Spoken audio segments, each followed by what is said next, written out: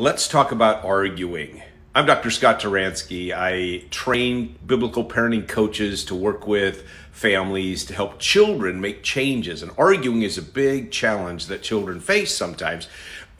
Arguing is trying to use logic and information to get you to change your mind. And a lot of parents think, well, it's good for me to talk to my child, and that's always recommended, that we have more conversations with our kids. And so parents say, okay, I'm going to do that. But talking put in the wrong place validates a bad way of relating. And arguing is not a good thing that children do unless they really are trying to learn something. But most of the time, they're just trying to delay following instructions or get you to change your mind about something you've said no to, or they're just happy about some instruction that you've given. And so it takes two to argue, but only one to stop. And this is what's so important.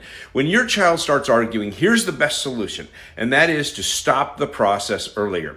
As soon as you sense that you're arguing, and sometimes we don't even realize it because the child says, why? And we think, well, I've got an answer for that. So we give them the answer and they say, but, and we have an answer for that. And pretty soon we're going back and forth. The child doesn't even really want to know those things sometimes. And if the child doesn't want to know those things, but is just trying to delay or try to persuade or not accept a no answer, then we stop the process earlier. And I think one of the good ways to do that is just to say, you're doing the wrong thing. Just point it out. You're doing the wrong thing. You're arguing. And because you're arguing, I can't continue this dialogue.